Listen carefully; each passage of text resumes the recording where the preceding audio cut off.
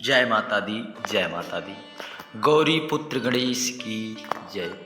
हम सभी नवरात्रि के अष्टम दिवस में प्रवेश कर चुके हैं। इसमें हम सभी लोग दुर्गा सप्तशती की अध्ययन की श्रृंखला में हम सभी लोग एकादश अध्याय को हम सभी लोग बड़े ही प्रसन्नचित भाव से श्रवण करेंगे। माँ जगत जननी अम्बा जगदम्बा आज महादुर्गा अष्टमी भी है। इस दिन हम एकादश स्कंद को श्रवण कर अपने इस जीवन में माँ जगत जननी की कृपा प्राप्त करें। देवताओं द्वारा देवी की स्तुति तथा देवी द्वारा देवताओं को वरदान किस प्रकार दिया गया, इस सारी कथाओं को हम सभी लोग श्रवण करेंगे। मैं भुवनेश्वरी देवी का ध्यान करता हूँ। उनके श्रीअंगों की आभा प्रभात काल के सूर्य के समान है और मस्तक पर चंद्र का मुकुट है। वे उभरे हुए स्तनों और तीनों नेत्रों से युक्त। उनके मुख पर मुस्कान की छटा छाई रहती है। हाथों में वरद, अंकुश, पाप एवं अभय मुद्रा शोभा पाते हैं। ऋषि कहते हैं, महर्षि मेधा कहते हैं, देवी के द्वारा वहाँ महादैत्यपति शुंभ के मारे जाने पर इंद्र आदि देवता अग्नि को आगे करके उन कात्यायनी देवी की स्तुति करने लगे। उस समय अभीष्ट की प्राप्ति होने से उनके मुख कमल दमक उठे और उनके प्रकाश से दिशाएं भी जगमगा उठी थी। देवता बोले, शरणागत की पीड़ा दूर करने वाली देवी हम सब पर प्रसन्न हो। संपूर्ण जगत की माता प्रसन्न हो। विश्वेश्वरी विश्व की रक्षा करो। देवेश्वरी तुम ही चराचर जगत की अधीश्वरी देवी हो। तुम इस जगत का एकमात्र आधार हो, क्योंकि पृथ्वी रूप में तुम्हारी ही स्थिति है। देवी तुम्हारा पराक्रम अलंघनीय है। तुम ही जल रूप में स्थित होकर संपूर्ण जगत को तृप्त करती हो। तुम अनंत बल संपन्न वैष्णवी शक्ति हो। इस विश्व की कारणभूता परा माया हो। देवी तुमने इस समस्त जगत को मोहित कर रखा है। प्रसन्न होने पर इस पृथ्वी का पर मोक्ष की प्राप्ति कराती हो। देवी संपूर्ण विद्याएं तुम्हारे ही भिन्न भिन्न स्वरूप हैं।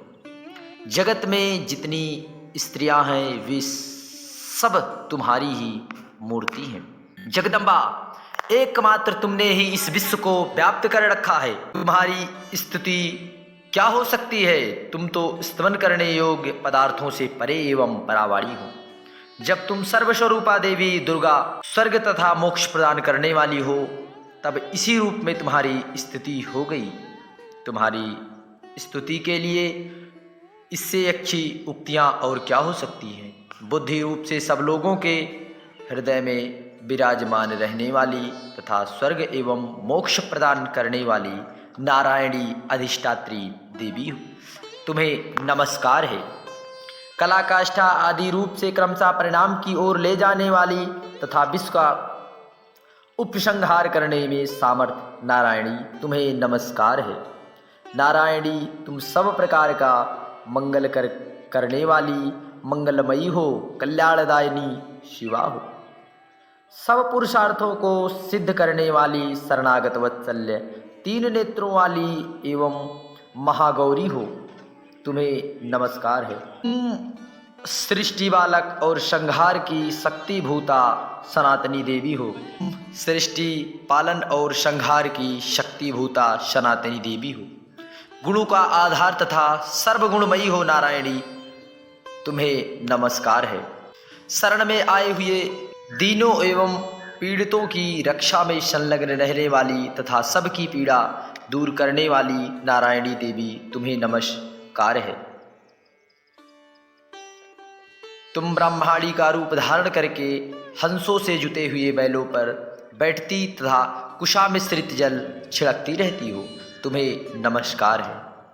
माहेश्वरी रूप से त्रिशूल चंद्रमा एवं सर्प को धारण करने वाली तथा महान वृषभ की पीठ पर बैठने वाली नारायणी देवी, तुम्हें नमस्कार है। मोरों और मुर्गों से घिरी रहने वाली तथा महाशक्ति धारण करने वाली कौमारी रूप धारिणी निष्पापे नारायणी तुम्हें नमस्कार है।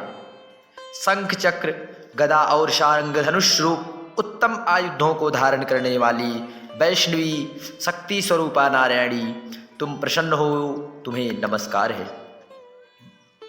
हाथ में भयानक महाचक्र लिए और दाढ़ों पर धरती को उठाए वराही रूप धारण करी दयालमयी नारायणी तुम्हें नमस्कार है। भयंकर नृसिंह रूप से दैत्यों के वध के लिए उद्योग करने वाले तथा त्रिभुवन की रक्षा में संलग्न रहने वाली नारायणी तुम्हें नमस्कार है।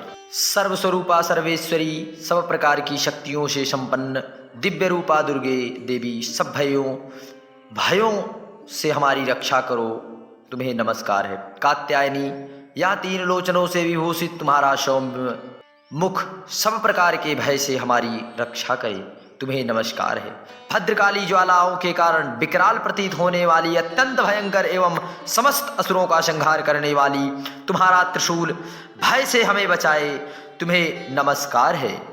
देवी जो अपनी ध्वनि से संपूर्ण जगत को व्याप्त करके दैत्यों के तेज नष्ट किए देता है, वह तुम्हारा घंटा हम लोगों की पापों से उसी प्रकार रक्षा करे जैसे माता अपने पुत्रों की बुरे कर्मों से रक्षा करती।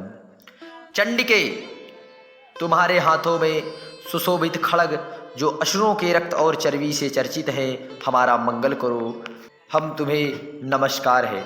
इस शरण में गए हुए मनुष्य दूसरों को शरण देने वाले हो जाते हैं। देवी अंबिके तुमने अपने स्वरूप को अनेक भागों से विभक्त करके नाना प्रकार के रूपों से इस समय इन धर्मद्रोही महादैत्यों का संहार किया, वह सब दूसरी कौन कर सकता है। विद्याओं में ज्ञान को प्रकाश करने वाली, शास्त्रों में तथा आदि वाक्य में तुम्हारे सिवा किसका वर्णन है। जहाँ भयंकर विसर्प वाले, जहाँ शत्रु, जहाँ लुटेरे की सेना और जहाँ दावानल हो तथा समुद्र के बीच के साथ में भी साथ रहकर तुम विश्व की रक्षा करती हो। विश्वेश्वरी तुम विश्व का पालन करती हो, विश्व स्वरूपा हो, इसलिए संपूर्ण विश्व को धारण करने वाली हो। तुम भगवान विश्वनाथ की वंदनीय हो, जो लोग भक्तिपूर्वक दूसरे तुम्हारे सामने मस्तक झुकाते हैं, वे संपूर्ण विश्व को आश्रय देने वाले हो जाते हैं। देवी प्रसन्न हो, जैसे इस असुरों का वध करके तुमने शीघ्र ही हमारी रक्षा की है, उसी प्रकार सदा हमें शत्रुओं के भय से बचाओ। संपूर्ण जगत का पाप नष्ट कर दो और उत्पात एवं पापों के फलस्वरूप प्राप्त होने वाली महामारी आदि बड़े बड़े उपद्रव को शीघ्र ही दूर करो। पीड़ा दूर करने वाले हम तुम्हारे चरणों पर पड़े हुए हैं, हम पर प्रसन्न हो। त्रिलोक निवासियों की पूजनीय परमेश्वरी सब लोगों को वरदान दो। देवी बोली देवताओं मैं तुम्हारे वर देने को तैयार हूँ। तुम्हारे मन में जितनी इच्छा हो वह वर मांगो। संसार के लिए उस उपकार वर को मैं अवश्य दूंगी। देवता बोले सर्वेश्वरी तुम इसी प्रकार तीनों लोकों की समस्त बाधाओं को शांत करो और हमारे शत्रु का नाश करती रहो। देवताओं वैवस्वत मनमंत्र के 28वें युग में शुंभ और निशुंभ नाम के दो अन्य महादैत्य उत्पन्न होंगे। जब मैं नंदगोप के घर में उनकी पत्नी यशोदा के गर्भ से अवतीर्ण हो विंध्याचल में जाकर रहूंगी और उक्त दोनों असुरों का नाश करूंगी। फिर अत्यंत भयंकर रूप से पृथ्वी अवतार ले मैं वैप्रचित नाम वाले दानवों का वध करूंगा। उन भयंकर महादैत्यों को भक्षण करते समय मेरे दांत अनार के फूल की भांति लाल हो जाए। तब स्वर्ग में देवता और मर्तलोक में मनुष्य सदा मेरी स्तुति करते हुए रक्तदंतिका कहेंगे। बोलिए माता रक्तदंतिका की जय। फिर जब पृथ्वी पर 100 वर्षों के लिए वर्षा रुक जाएगी और पानी का अभाव हो जाएगा, उस समय मुनि के स्तवन करने पर मैं पृथ्वी पर अन्योज्या रूप में प्रकट होंगी और 100 नेत्रों से मुनियों को देखूंगा। मनुष्य शताक्षी इस नाम से मेरा कीर्तन करेंगे। देवताओं उस समय मैं अपने शरीर से उत्पन्न हुई शाखों द्वारा समस्त संसार का भरण पोषण करूंगी। जब तक वर्षा नहीं होगी तब तक वे साग ही सबके प्राणों की रक्षा करेंगे। ऐसा करने के कारण पृथ्वी पर शाकंभरी के नाम से मेरी ख्याति होगी। उसी अवतार में मैं दुर्गम नामक महादैत्य का भी वध करूंगी। इससे मेरा नाम नवदुर्गा के स्वरूप में प्रसिद्ध होएगा। फिर मैं जब भीम रूप धारण करके मुनियों की रक्षा के लिए हिमालय पर रहने वाले राक्षसों का भक्षण करूंगी, उस समय सब मुनि भक्ति से मेरा नतमस्तक होकर स्तुति करेंगे। तब मेरा नाम भीमा देवी के रूप में विख्यात होगा। जब अरुण नामक दैत्य तीनों लोकों में भारी उपद्रव मचाएंगे, तब मैं तीनों लोकों का हित करने के लिए 6 पैरों वाली असंख्य भ्रमरों का रूप धारण करके उस महादैत्य का वध करूंगी। उसी समय सब लोग भ्रामरी के नाम से चारों ओर मेरी स्तुति करेंगे। इस प्रकार जब संसार में दानवी बाधाएं उपस्थित होंगी, तब तब अवतार लेकर मैं शत्रुओं का संहार करूंगी। इसी क्रम में हम द्वादश स्कंद में देवी के चरित्र के इस पाठ का क्या महत्व है, इसी भी कथा श्रवण करने वाले हैं। मैं 3 नेत्रों वाली दुर्गा का ध्यान करता हूँ, जिनके श्रीअंगों की प्रभा बिजली के समान है। देवी बोली, देवताओं, जो एकाग्रचित होकर प्रतिदिन इस स्तुति से मेरा स्तवन करेगा, उसकी सारी बाधा मैं निश्चित ही दूर करूंगी। जो मधु कैटभ का नाश, महिषासुर वध तथा शुंभ निशुंभ के संहार के पाठ का प्रसंग का पाठ करेगा, तथा अष्टमी, चतुर्दशी, नवमी को जो एकाग्रचित हो भक्ति पूर्वक मेरे उत्तम महत्व को श्रवण करेगा, उसके कोई पाप नहीं छू सकेंगे। उन पर पाप जनित आपत्तियां भी नहीं आएंगी। उनके घर में कभी दरिद्रता नहीं होगी तथा उनको कभी प्रेमी के विक्षोभ का कष्ट भी नहीं भोगना पड़ेगा। इतना ही नहीं, उन्हें शत्रु से, लुटेरों से, राजा से, शस्त्र से, अग्नि से तथा जल की राशि से कभी भय नहीं होगा। इसलिए सबको एकाग्रचित होकर भक्ति पूर्वक इस महात्म को सदा पढ़ना और सुनाना चाहिए। यह परम कल्याणकारक मेरा महात्म महामारी जनित समस्त उपद्रवों तथा आध्यात्मिक आदि तीनों प्रकार के उत्पातों को शांत करने वाला होगा। मेरे जिस मंदिर में प्रतिदिन विधि पूर्वक मेरे इस पाठ का महत्व का पाठ किया जाएगा, मैं उस स्थान को छोड़कर कभी नहीं जाऊंगी। वहां सदा ही मेरा सानिध्य बना रहेगा। बलिदान, पूजा, होम तथा महोत्सव के अवसरों पर मेरे इस चरित्र का पूरा पाठ और श्रवण करना चाहिए। ऐसा करने पर मनुष्य विधि को जानकर या बिना जाने ही मेरे लिए जो बलि, पूजा या होम आदि करेगा, मैं उसे बड़ी प्रसन्नता के साथ ग्रहण करूंगी। शरत काल में जो वार्षिक महापूजा के अवसर पर जो मेरी महात्म को भक्ति पूर्वक सुनेगा, वह मनुष्य मेरे प्रसाद से सब बाधाओं से मुक्त होगा। इसमें तनिक भी संदेह नहीं है। मेरे प्रादुर्भाव की सुंदर कथाओं तथा युद्ध में किए हुए मेरे पराक्रम सुनने से मनुष्य निर्भय हो जाता है। मेरे महात्मा का श्रवण करने वाले मनुष्यों के शत्रु नष्ट हो जाएंगे, उन्हें कल्याण की प्राप्ति होती तथा उनका कुल आनंदित रहेगा। सर्वत्र शांति में कर्म बुरे स्वप्न दिखाई देने पर, ग्रह जनित भयंकर पीड़ा उपस्थित होने पर मेरे महात्मा का श्रवण करना चाहिए। इससे सब विघ्न तथा भयंकर ग्रह पीड़ाएं शांत हो जाती हैं और मनुष्यों द्वारा देखा हुआ दुष्स्वप्न शुभ स्वप्न में परिवर्तित हो जाता है। बाल ग्रहों से आक्रांत हुए बालकों के लिए महात्मा शांति कारक है तथा मनुष्यों के संगठन में फूटफाट होने पर यही अच्छी प्रकार मित्रता करने वाला होता है। यह महात्मा समस्त दुराचारियों के बल का नाश करने वाला, इसके पाठ से राक्षसों, भूतों और पिशाचों का नाश हो जाता है।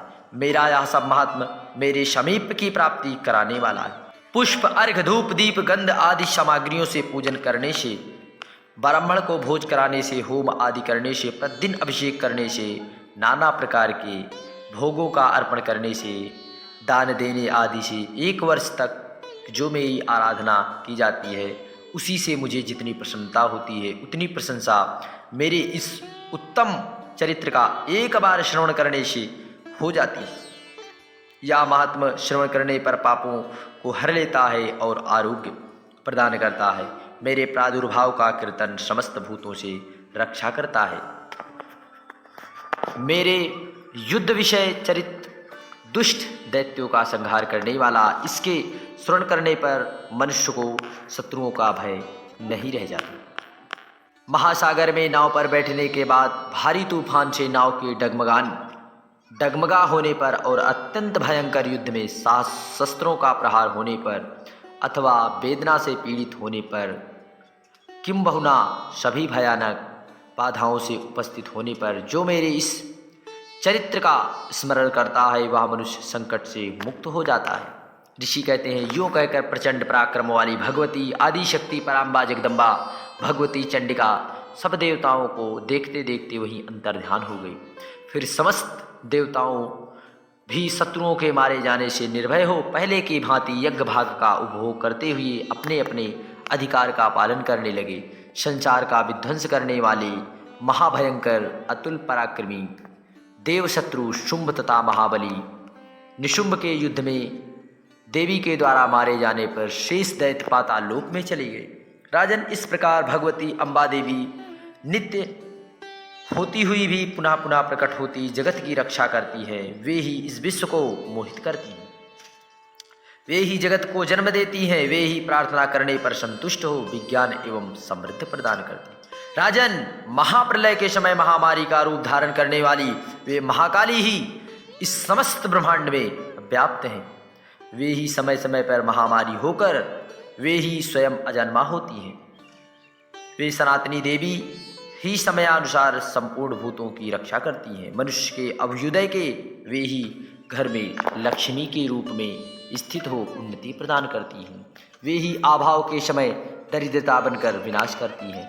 पुष्प धूप गंध आदि से पूजन करने से उनकी स्तुति करने पर वे धन पुत्र धार्मिक बुद्धि तथा उत्तम गति प्रदान करती हैं। आज 12 स्कंद अध्याय की पूर्ति दुर्गा सप्तशती के जय माता दी, जय माता दी।